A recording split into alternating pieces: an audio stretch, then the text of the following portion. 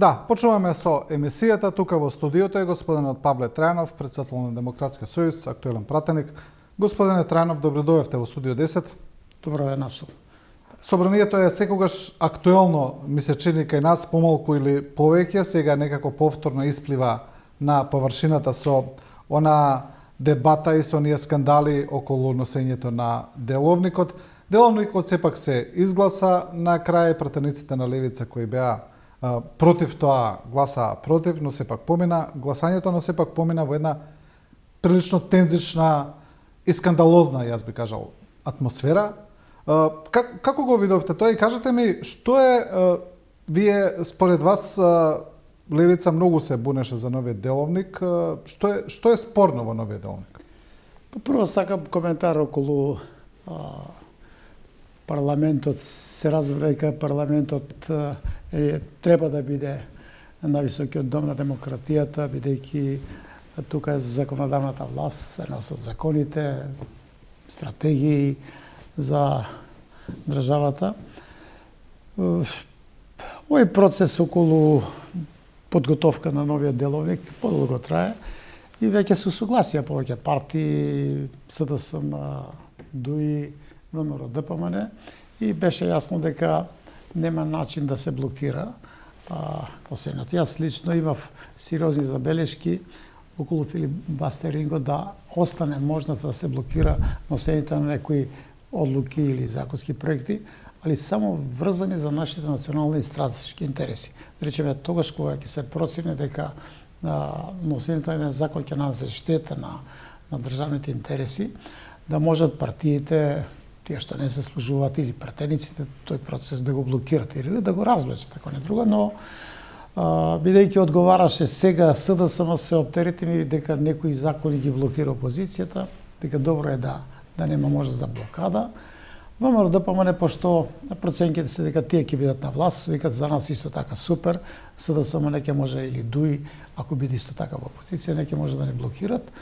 Јас бев за тоа да имаме можност, пратениците, не зборам позиција, опозиција, секој пратеник да има можност за кога се работи за важни стратешки прашања, круцијални прашања за едината на државата, да има можност тоа да се блокира, но се во согласие, така да тој дел се сложувам дека требаше да се разреши, но немаше клима помеѓу партиите, бидејќи се согласија мнозинството партии застапени во парламентот и пратениците, и беше јасно дека тој ќе се донесе, но можеше доколку ги прифатија амандманите да ги разгледа, доколку прифатеше парламентот да ги разгледава амандманите на левица, тогаш не можеше да се донесе, ќе требаше да се направат некакви отстапки и компромиси кои ќе беа во функција на тоа што и утринава го зборуваме.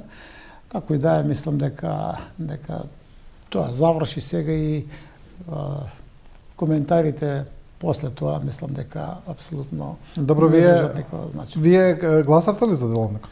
Не, јас не учествував во расправата апсолутно во деловникот, бидејќи кога најавија тоа што го кажам дека ќе се донесе, дека сите партии се согласени, знаев дека нема простор за било што да се промени. Имавме изјава во таа насока која што сега зборуваме, но знаев дека многу тешко може да се промени тоа што веќе е усогласено, бидејќи тој процес лежамо не долго траеше усогласување, тука беа вклучени представници на Европска унија, знаев дека ќе помине. Едно време имаше некаков диалог помеѓу левица и Тала Џафери, дека исто така се усогласили, па не знам што се случи, така да не сум сведок на настаните баш тој ден што се случувало во парламентот, колку што вие тоа го следите преку медиумите и јас. Она што го видовме, значи што го направи левица со она театрално фрлање на работните документи, откорнување на компјутерите, на мониторите, фрлање и така натаму, предизвика доста реакции во јавноста. Гледаме дека реакциите се поделени, некои ги поддржуваат, некои не, но она што може да се види барем на социјалните мрежи е дека има и голем дел од граѓаните кои ги поддржуваат во тоа и се разбира дека левица како мала партија го искористи тоа за политички маркетинг. Сега прашањето е, бидејќи ајде и вие сте условно кажано мала партија, иако не сакам да ги делам партиите на мали и големи, сепак ајде да речеме според бројот на освоени гласови, анализите се дека левица вака успева да привлече внимание, да предизвика интерес кај јавноста и дека така си го билда рейтингот со вакви постапки. Тоа е нивна стратегија, тие се самостојна политичка партија, како и на кој начин ќе делува, тоа е работа на левица. Јас само можам да кажам еден пример од Србија, Вук Драшковиќ, кога требало да оди во кампања за избори во Српскиот парламент, разговарал со една агенција која што била доста мокна и скапа агенција и за да ја водат неговата кампања, го прашале колку пари имаш, рекол немам пари ништо. Тогаш секој ден да правите по еден скандал и со скандали влезе во парламентот и тој мисли че не беше министер за внатрешни работи на Србија. Така да стратегиите за настапи се различни, некои тоа нема да го добруват, некои ќе го прифаќат. Се тоа си сепак стратегија, политика на левица и некој во делот, јас дадов коментар за можно да се блокират некои законски проекти, во тој дел се сложувам, тоа беше и наш став, но не може да поминат тие идеи, бидејќи трите партии, ДУИ, СДСМ, се разбира и ВМРО како голема опозициона партија, се усогласија околу деловникот. Ќе ги видиме ефектите.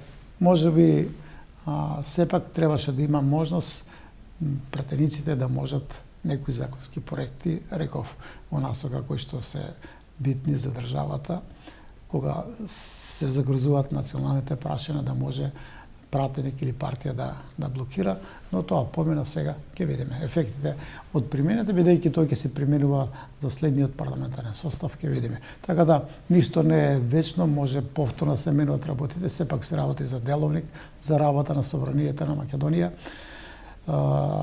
Процедурата за негова промена е сложена, тешка, но секогаш има простор, нешто што нема да функционира во праксата да биде променето. Да, сега исто така е актуелно прашањето околу изборите, околу парламентарните избори се разбира, председателските ќе се одржат, кога да бидат, имаме некои, гледаме промените ставови пред се кај ДУИ, која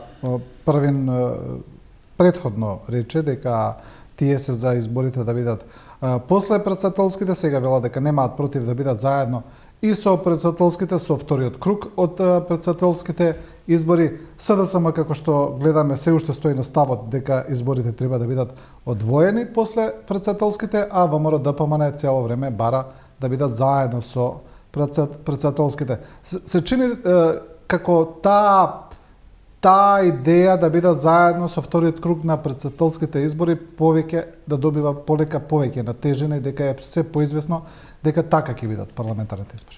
Па иницијативата беше од опозицијата да се организират заедно председателските и парламентарните избори. СДСМ стоеше цврсто дека треба да бидат одвоени во уставните, законските рокови. ДУИ го промени ставот и веднаш штом го промени ставот кога дадоа најава дека би било добро да бидат заедно изборите во исти ден.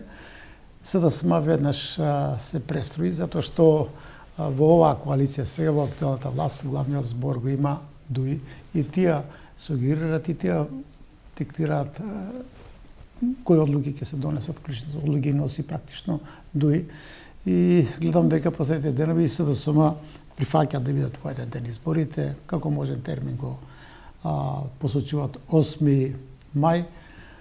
Инаку, мене лично, ако ме прашате, мислам дека треба да се организират малку порано, затоа што вториот круг на председателски избори и првиот круг парламентарни избори, тоа е клучно посебно за председателските избори, доколку во вториот круг бидат изедначени бројот на гласовите или разликата мала, може да има приговори или да се прегласуваат, тогаш ако изборите се на 8 мај, следниот повторување на гласањето на некои избирачки места ќе биде за 14 дена, тоа значи дека на 16 мај би биле следните избори, или ако бидат за 2 недели малку покасно, тоа значи дека не може да се направи промена на председателската позиција на 12 мај, до кога му трае мандатот на актуелниот председател господин Стево Пендаровски. Тоа значи на 8 за 14 дена, кога тоа точно паѓа на 22 на 16, веројатно на 22 мај, и ќе имаме еден период кога државата ќе биде без председател, ќе биде со технички премиер и веројатно тогаш Талат Џафери со иниот премиер, не знам кој ќе биде, ќе видиме тоа што укажува опозицијата и некои експерти дека сепак не е добро една партија да ги има трите клучни позиции во државата, па макар тоа било и за неколку дена. Што е решението е само неколку дена порано. Парламентот може да се самораспушти, да се тоа добро испрограмира и да се одржат порано председателските избори и порано практично парламентарните избори, затоа што се знае дека вториот круг на председателски избори и парламентарни треба да бидат уистин, за да бидат тие успешни, и се разбира дека нема помалку пари ќе се потрошат, но главно е дека да бидат заедно, да не остане празен простор во клучните позиции во државата, и затоа можно е, треба тоа да, ако имаме можност да разговараме со сите партии, бидејќи така најаво дека ќе се отвори таква расправа во парламентот, јас ќе сугерирам сепак да се одржат малку, ништо не минува 10 или 15 дена ако бидат порано избори. Колку е доволно да се порано за да Па еве треба да од 12 мај назад да се рачуна. Некаде мислам дека најдобар термин е некаде околу 15 април да биде првиот круг на председателски избори и после за 14 дена вториот круг да се организираат заедно со парламентарни избори, со тоа што секој се функционира како што треба, нема да има никакви проблеми околу тоа дали ќе остане државата без председател, па макар и 10 дена, од 12 до 22 10 дена би било, ако има услов, го зборувам тоа условно, ако бидат резултатите изедначени на председателски кандидати, што не верувам, бидејќи проценките сега дека СДСМ и ДУИ не може да соберат гласови за председател да изберат. Сепак некаде проценките, анализите, анкетите покажуваат дека заедно ќе имат околу 210.000 гласови. Тоа не е доволно за да се избере председател на држава од страна на ДУИ и СДСМ. Тоа значи дека во предност ќе биде кандидатот за председател на опозицијата. Се разбира дека ќе зависи од кандидатот, но клучно е речеме колку гласови ќе добие поддршка од самите партии што ќе го предложат. Тука ако е кандидатот со висок интегритет, сигурно ќе привлече и независни гласови, така да. Но се на се мислам дека треба да се направи, да се разговара сериозно, отворено, со аргументи, и тој датум што ќе одговара за државата, тој треба да биде, а не тој што му одговара на ДУИ или на СДСМ, бидејќи тие ДУИ диктира се што ќе се случува понатаму, па вклучително врзано за изборите. Ја знаете дека СДСМ со цел да ја формира владата, тогаш му понуди огромни концесии на ДУИ, вклучително да имат 100 дена председател на владата. Вие знаете дека и сега актуелниот состав на владата не е одраз на уставните решенија за соодветна и правична застапеност на сите етнички заедници. Тука апсолутно мислам дека имаме непринципелна коалиција каде што ДУИ диктираше, и сега тие се застапени заедно со Алијансата повеќе од 50% во владата, во сите институции, да тоа не е одраз на реалната состојба на етничка застапеност внатре во владата, и се разбира тоа се рефлектира и подолу. Така да тие концесии болно ќе се разрешуваат сега после изборите, бидејќи стекнати права, па макар да били тој резултат на парламентарна математика, тешко ќе се отстапат тие позиции што сега ги држи ДУИ со Алијансата, која што сепак нема некоја битно значење во носењето на одлуките во владата, во парламентот. Тие веројатно се борат сега да вработат некои повеќе.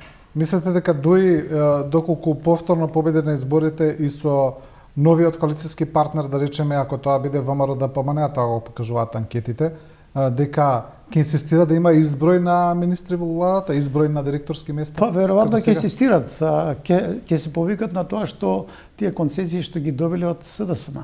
Но ја не знам како ќе биде новата композиција на владата. Ја знам за Демократскиот сојуз дека ние не би учествувале во влада каде што ќе биде партнер ДУИ и СДСМ. Тоа е нашиот вака политички став, затоа што штетите што ги направија на државата се огромни и дека ќе треба навистина нови партии, нови сили за да можат се оно што да речеме сега е направено како состојба во државата треба се менува и тоа не може СДСМ уште помалку ДУИ да биде носител на прогресот во Македонија. Да, ќе се вратиме повторно само уште едно прашање за претседателските избори. А може ли тогаш ДУИ да ја реактивира идејата за консензуален претседател, кандидат, па со СДСМ заедно да настапат со консензуален кандидат претседател албанец за државата, со што знаеме дека тогаш со доколку албанец биде кандидат, дека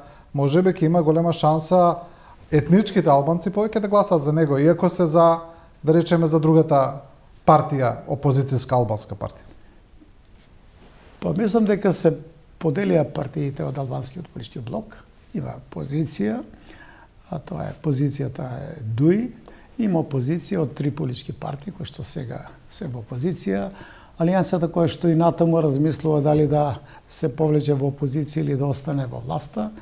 Сега колку што слушаме, веројатно има такви идеи веќе беа објавени во јавноста дека му нудат на Таравари да биде, може и не се тие точни информации, да биде технички премиер, тоа да биде основа за да сите заедно СДСМ, ДУИ и Алијансата да настапат на парламентарни избори, да имат заеднички кандидат. Но ја кажав, проценките се дека позицијата сега, независно дали ќе биде во таа позиција и Алијансата, дека немат капацитет да обезбедат претседател на државата, а не верувам дека овие албанската опозиција дека би гласала за кандидат што ќе го даде ДУИ или СДСМ без разлика од неговата етничка припадност. Тука не е битно кој ќе биде кандидат, неговата етничка, религиозна, да речеме, припадност. Клучно е квалитетите на кандидатот. Таков кандидат за сега не гледам дека може да надпартиски да има кандидат власта. Сепак ќе одат на некакво партиско решение и не верувам, значи, многу тешко, скоро не е можно ако има фер демократски избори, позицијата СДСМ, ДУИ, вклучително и Алијансата да можат да обезбедат доволен број на гласови за да добијат да победат на претседателски избори. Повеќе да јасно е дека тие ќе ги изгубат во исти ден и претседателските и парламентарни избори. Тоа е повеќе од јасно. Не знам што може да се случи за да има пресрат во расположението на граѓаните на Македонија. Системот се распаѓа, значи имаме раслојување на сите институции, граѓаните не се бесни бидејќи не функционира системот. Корупцијата е можеби двојно зголемена компарирано со времето на Грујси, кој исто така имаше огромен криминал. Сега веќе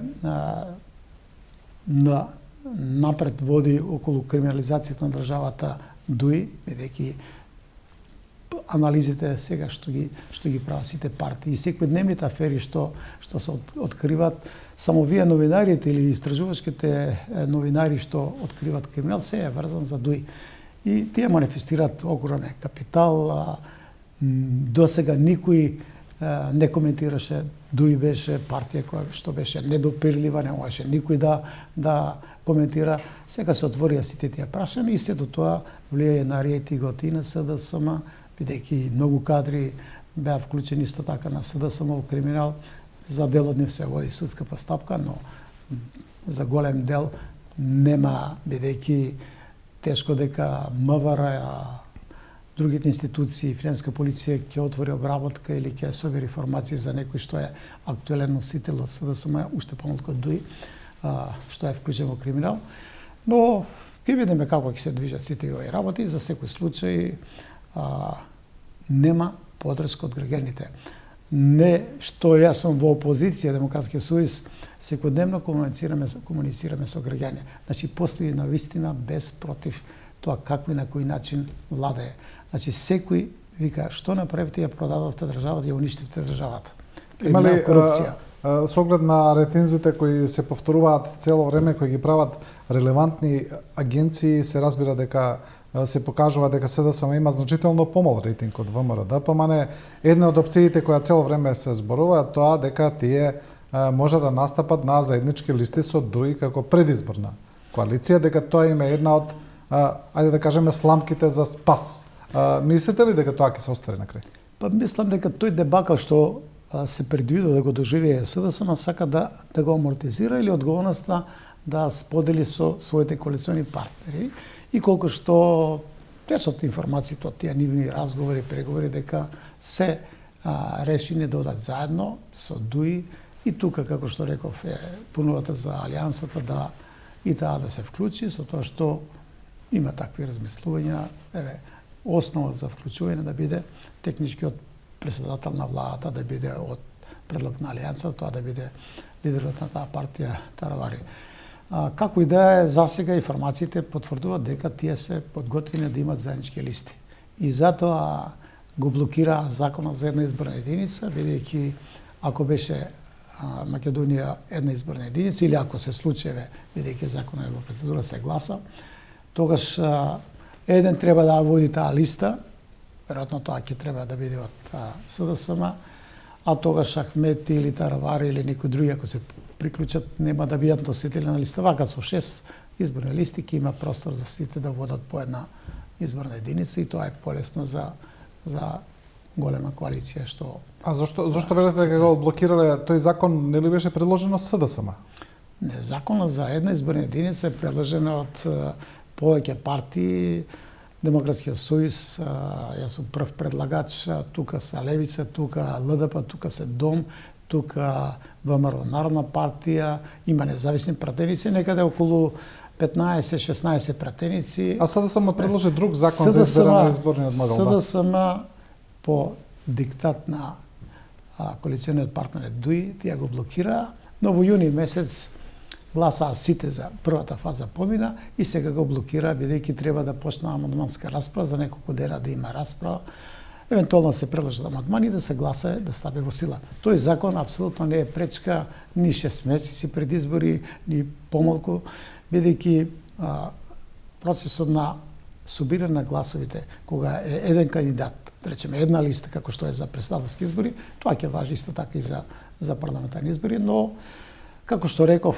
ДУИ го блокира тој целиот процес, а СДСМ кој што гласно најавуваше дека се тие за една изборна единица и така натаму, тоа беше дел од нашата програмска определба која они исто така прифатија, бара поширок консензус. Ако се бара консензус, некако тоа беше во јуни кога гласа сите партии, сите пратеници во првата фаза Македонија да биде една изборна единица. И сега СДСМ со ДУИ го блокираат законот, не дозволуваат, го кршат деловника да започне втората фаза, односно да започне амандманска расправа и на крај да се гласа. Може би во амандманите ќе имаше предлози, сугестии, може би се прифатливи некои од нив, но гледам дека го блокираат, не дозволуваат да оди во втора фаза. Да, а вие што ќе правите за избори како Демократски сојуз? Решени ли сте? Ќе одите ли во предизборна коалиција, ќе одите ли сами? Демократскиот сојуз е постара политичка партија, ние имаме развиена инфраструктура, сега подготвуваме изборна програма. Значи, како и да е, ние сме веќе подготвени за настап на следните избори. Околу председателски кандидат ќе видиме кој ќе биде предложен, но ќе зависи како ќе настапиме. Ние за секој случај нема да... Ќе имате свој председателски кандидат или ќе подржите? Не, значи, ние нема да одиме во предизборна коалиција со СДСМ и ДУИ. Тоа е сигурно, а другите опции се отворени. Или самостоен настап, или евентуално ќе коалицираме со некои други политички партии и ќе видиме околу кандидатот. Значи, нашата подршка на председателскиот кандидат ќе зависи пред се од личноста што ќе биде предложена. Така за тоа понатаму ќе разговараме, но се уште имаме време, ќе видиме како и на кој начин. Важно е дека сме подготвени, за избори, подготуваме изборна програма, дел од таа програма постепено ќе ги промовираме во јавноста. Значи ние сакаме тоа како идеја да го промовираме, приоритет да се даде, се разбира, на младите, за да се создадат услови, амбиент да останат тука, а да не зборуваме дека сите оние проекти кои што начелно ги прифати СДСМ, а сега ги бойкотираше или ги блокираше. Значи ние сме да се воспостави нов систем на владење на правото, темелни реформи на судскиот систем, борба против корупцијата. Еве, еден од главните приоритети ќе биде се донесе закон за борба против тешки облици на криминал и висока корупција. Закон кој што во законот, меѓу другото, предвидуваме да се формира независна институција за борба против корупцијата. Сите, ќе имало многу, има институции, но сите се партизирани и ниту една не работи на откривање на криминалот на актуелните носители јавни функции. Тие долго време, 7 години повеќе се бават со опозицијата. Многу ретко и оние случаи што беа процесуирани, да речеме, од теко сега на овој мандат, сите тие беа откриени од медиумите. Значи, од медиумите, од новинарите, така да нема случај што го откриле службите МВР или финансиска полиција или не знам некоја друга институција самостојно, само под притисок на јавноста. Земете го случај со онкологија сега. Се формирале работна група, комисија во парламентот, но весникот Фокус тоа прво пишуваше, го открија. Државниот завод за ревизија откри голем број на недоследности тамо. Другите институции беа пасени. Со силен медиумски притисок се формира оваа комисија и почнаа да работат. И само една реченица околу тоа, апсолутно не држат тврдењата, сега гледам и на јавниот обвинител, уште помалку на пратениците од власта, дека ако се откриват сите работи, тоа ќе смета на истрагата. Па за тоа што се открија многу работи, започна нешто да се притиска таму. Но ја лично мислам дека нема да има никакви ефекти од страна на државните институции, дека се ќе биде блокирано, ќе започнат изборни активности сега. Тоа што ќе го направи комисијата за онкологија, зборувате скандалот. Да. Комисијата што работи, навистина работи доста темелно, независно што има спротивставени таму стави мислење, но мислам дека тоа ќе има превентивно влијание и дека ќе се минуваат работите. Инаку, состојбите во здравството се катастрофални. Да е само проблем тука во онкологија, но има многу проблеми и тука треба веројатно корените реформи, многу промени, затоа што најдобрите, најквалитетните доктори заменуваат. Но сакам само што е проблемот со здравството. Со години тоа е под, да речеме, напад и медиумски и така натаму. И тоа влие на создавање на нездрави услови во здравството и затоа, меѓу другото, напуштаат. Оти вие, ако сите ги обвинувате за корупција во здравството и вравни доктори кои што навистина се ја вршат работат квалитетно, ако се под постојан притисок, тие едноставно не сакат да работат под притисок. Значи, не сите во здравството се корумпирани или нехумани, така да тука мора да имаме предвид како и на кој начин се настапува и сега треба, затоа е битно државата, институциите да функционират, ако некој е корумпиран, тој да одговара, а не сите колективно одговора за тоа што некој успел да профитира на здравјето или на животот дури на пациентите. Да. Добро, да се вратиме малку уште на она што беше многу актуелно, што беше главна тема со месеци изминатава година, а сега некако спласна, тоа се уставните измени, тоа е продолжување на европскиот пат, почетокот на отварање на поглавијата, се чини дека таа приказна замре. Никој веќе не зборува за тоа. Зборува додуше власта од време на време, но не е толку активно како порано, се спомнува само дека ќе продолжат да работат на тоа поле, но со веќе бидејќи зборуваме за избори, за датуми за избори, рече си е невозможно, веќе нема ни време парламентот да направи уставни измени, тоа е јасно дека таа агенда се одлага, но со тоа се одлага и европскиот пат. Вие бевте тврдо против така наречениот француски предлог, против преговарачката рамка, тврдевте и се уште тврдите дека таа е штетна за Македонија, но сега се поставува прашањето избори нова влада, доколку имаме и нова владеачка гарнитура, тоа значи дека европскиот пат ефективно е закочен за држава. Тоа е фактичката состојба. Па патот дуи се да сме го кочат година и пол. Со тоа што целиот период манипулираат со уставни промени, а апсолутно не започна ниту една друга реформа или да спроведат корените реформи баш во областите за кои што притиска Европска унија, еве и генералниот секретар на НАТО исто така кажува, значи клучно да имаме ефективна борба против корупцијата, да имаме демократски институции, да имаме владење на правото. Ништо тоа не направија. Да имаме реформи во администрацијата, да имаме реформи во здравството, за кои што сега спомнав. Ниту една реформа неа ниту започна, камоли да заврши некаква реформа. И цело време манипулира со јавноста уставни промени само да го сменеме уставот и тргнува Македонија кон Европската унија. Значи многу работи. Сега што е апсолутно тоа е значи една пропаганда направена за манипулација на јавноста, но граѓаните не ја прифаќаат таа пропаганда. Апсолутно 80% од граѓаните не поддржуваат промени такви како што ги префати владеачката структура. Тогаш многу јасно, прецизно дефинираме предлог заклучоци. Јас својарачно ги пишував сублимирани од тоа што го предлагаше ВМРО, ДПМН, СДСМ, другите партии кои што беа прифатливи, меѓутоа СДСМ и ДУИ не прифатија, бидејќи тие се владеачки партии, сакаат да имат монопол над процесот и мислат дека многу лесно ќе поминат тие работи. Ако вие прифатите преговарачка рамка во која што не стои дека македонскиот јазик ќе биде официјален службен после приемот. Тоа прашање го стави отворено. Па сега манипулации, еве тоа го решиме со други закони, не знам, со други договори, апсолутно тоа не е точно. Натаму се вградени во преговарачката рамка историски, образовни, идентитетски прашања. Тие се дел од рамката.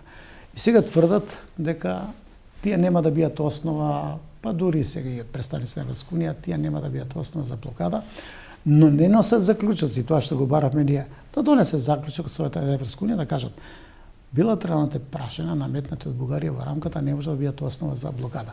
Или ако не друго да инсистираше председател на државата, на владата, министрот Османи и Мариџич инсистира да се имплементираат одлугите на судот во Страсбург околу признавање правата на издржување на македонците.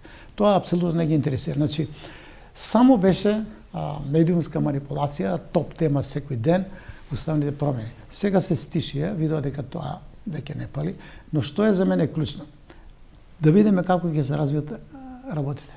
Дали скринингот ќе биде успешен, сега во декември, кога ќе се носат одлуките, да видиме дали Европската унија ќе има сериозни забелешки и тоа ќе биде основа за развлекување на... Они можат да одлучат. Европска унија рече да, Македонија ги исполнува сите услови, скрининг процесот покажа дека се подготвени да почнат да се отварат кластери и поглавија. Ако имаме такво решение, ова прашање врзано за внесување на бугарите, ќе се одложи, тоа може да се решава понатаму, со тоа што ако се обезбеди реципроцитет од страна на Бугарија да ги признаат правата на издржување на македонците, тогаш ќе се разреши правата да бидат внесени бугарите во уставот. Инаку вие направите анализа правата на етничките заедници, вклучително на бугарите, се разрешени. Бугарите имат право да се самоорганизираат, културни клуби да отварат, политички партии да формираат. Апсолутно не се загрозени, не е загрозена правата на бугарите во Македонија по ниедна основа. Тензиите што ги правеа наметнати пред се од ставовите на носите на јавни функции во Бугарија околу негирањето на македонскиот народ, јазикот. Сето тоа си имаше тој говор на омраза кој што го манифестираше Бугарија, представниците на Бугарија, имаше рефлексии во Македонија, но Бугарија, ако сака да има добри односи со Македонија, треба да направи еден мал чекор, да ги признае правата на македонците во Бугарија, де факто на тој начин ќе признае постојано на македонскиот народ, на нашиот автентичен јазик. Тоа ќе биде мал чекор, но со огромни историски димензии за подобрување на односите помеѓу народите. помеѓу бугарите Добро, но и македонците, но и државите, да. Вие дадовте една експликација на состојбата, но еве јас повторно ќе ве прашам. Го кажавте дека 80% од граѓаните се против преговарачката рамка, но исто така сите анкети покажуваат дека над 70% од граѓаните се за влез во Европската унија истовремено. И повторно ќе ве прашам, што може да очекуваат граѓаните после избори? Извесно е дека ќе имаме најверојатно нова политичка гарнитура, состојбата е иста, преговарачката рамка е иста, условот за менување на уставот е ист. Најавите на председник на ВМРО ДПМН дека тие ќе издействуваат нова преговарачка рамка се прилично невозможни, ајде да речеме, тоа го кажуваат и представници на Европската унија. Значи, ние ќе останеме во истата состојба, фактички. Па сега јас за тоа ве прашам, што може да очекуваат граѓаните после? Граѓаните треба да очекуваат власт што ќе води сметка за нашите национални и стратешки интереси. Јас веќе реков дека има решение, ќе кажав трите елементи, трите барања кои што ние како партија ги доставиме во писмена форма до Европската унија, што бараме три работи. И мислам дека тоа може. Еве, клучната работа, Бугарија да обезбеди реципроцитет, не да ги вгради македонците во уставот, само нивното право, значи признаено со сите конвенции, со повелбата на Обединетите нации, со да признае право на самоорганизирање, на здружување, за да можат да ги негуваат своите национални обележја преку здруженија, клубови, партии. Но знаеме дека е многу веројатно дека Бугарија нема да направи никакви други отстапки освен овие до сега. Тогаш треба Европската унија, затоа предложив. Европската унија треба во декември да донесе заклучок дека продолжуваат преговорите, отварањето на кластерите со Македонија, а ова прашање билатерално наметнато од Бугарија околу идентитетски прашања внесување на бугарите во уставот, дека тоа ќе се решува понатаму. Треба да не остават, да не заложат, ние да разговараме со бугарите. И тогаш да не се зајакне позицијата, бидејќи ние сме во прво, а не бугарите. Како да мислам дека тоа е стратешка огромна грешка на Европската унија што прифати билатерални прашања да бидат дел од преговарската рамка. Таму решенијата се носат со консензус, тоа е невозможно да донесе Европскиот совет така. Па мислам дека ќе се менуваат работите. Бидејќи само доколку се смени начинот на гласање. Ако се направи платформа стратегија на Македонија која што ќе поддржа сите партии околу европскиот пат. Значи не да има монопол СДСМ, ДУ или ВМРО да помене. Сите политички партии што не го направи тоа Ковачевски, тоа е негова голема грешка, тогаш може да ги движиме работите напред. Спорот со Грција како беше ставен? Тоа некој го направи сега, дека сите услови ние ги исполнуваме за да продолжиме по европскиот пат, дека ова прашање врзано со билатерални прашања, наметени билатерални прашања на Бугарија, дека ќе се решат преку директни комуникации. Затоа што оваа замка што ја прифати Ковачевски, Османи и Маричич, да тие билатерални прашања врзани за историјата, образованието, за идентитетски прашања што се дел од преговарска рамка, тие ќе не блокираат. Ако ние не бевме ако не се спротивставиме како партии, Демократски сојуз, ВМРО и други политички партии, досега ќе имаме 5 нови барања на Бугарија. Ова ако го решиме до година, уште мината година, ако се постигнеш некој договор, да го променеме уставот. Тие следниот ден ќе има ново барање. Значи во оваа преговарска рамка има решение кои што апсолутно ќе го кочат нашиот историски пат. Дали можеме ние како држава да ја прифатиме, како што тоа нашата комисија зборуваше за Охридската архиепископија, дека тоа ние разговараме за Охридската архиепископија само за историските аспекти. И што значи тоа?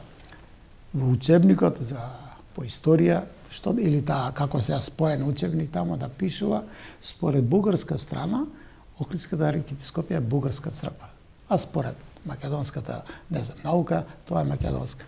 И како ќе градите национална свеска и младите генерации на тој начин? Идејата се знае дека е веќе повеќе од јасно дека тие сакат да ги сосечат корењата на македонците и дека на тој начин да немаме перспектива како и на кој начин ќе одиме напред. Добро, но некој ќе каже дека тоа не е ништо спорно, дека тоа е едноставно нотирање на историската вистина, а дека Сегашниот начин на учење на историја е на некој начин искривување со тоа што некои работи се премолчувале. Вие ако нотирате дека таа е македонска црква, а бугарската тврди дека е бугарска, вие само нотирате фактичка состојба, не е дека менувате? Апсолутно. Дали ќе прифати било кој, речеме сега да земеме се извинам, само што да дополнам истиот контекст. Например, до сега во историјата во нашите учебници никаде не се спомнувало дека Гоце Делчев се изјаснувал како бугарин. Тоа е голема. Само тоа се едноставно се премолчувало. Голема, да речеме, фабрикување на историските факти или ставање во контекст на интересите на бугарската пропаганда.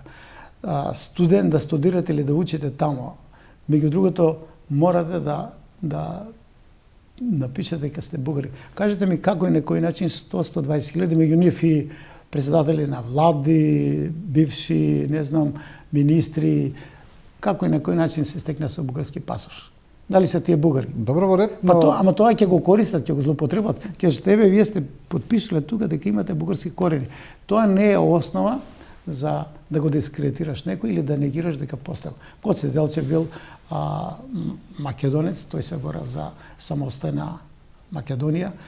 Тоа е вградено во генот на секој македонец. И вие сега да му правите збрка во паметот, во главата на било кој македонец, тоа е неприфатливо. Затоа што тој, или не знам дали има такви сега документи, или некој друг, кога одишол на факултет во Бугарија, Софијски универзитет, мора да подпише, или средна школа, воена е било како, да подпише дека е бугарин.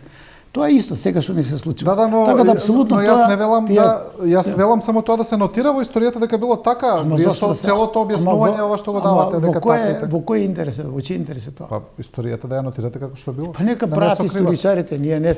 Проблем е што тоа станува официјална политика и ние треба врз основа на историската комисија за историски образовни прашања, тоа што ќе го договорат, па сега да помине, да го прифати владата, после тоа да се вгради во учебникот и така натаму. Тоа значи дека државата треба да признае работи што апсолутно не се точни и не се во интерес на јакнење на нашата национална свест. И тоа јас како Павле Тренов апсолутно не го прифаќам и ќе се борам за нашите автентични интереси како македонци, како македонски народ. Од тоа нема да отстапиме, независно како ќе се движат работите. Да, добро. Господине Тренов, ви благодарам за ова интервју. Фала ви многу, благодарам многу. Ова беше господинот Павле Тренов, председател на Демократскиот сојуз.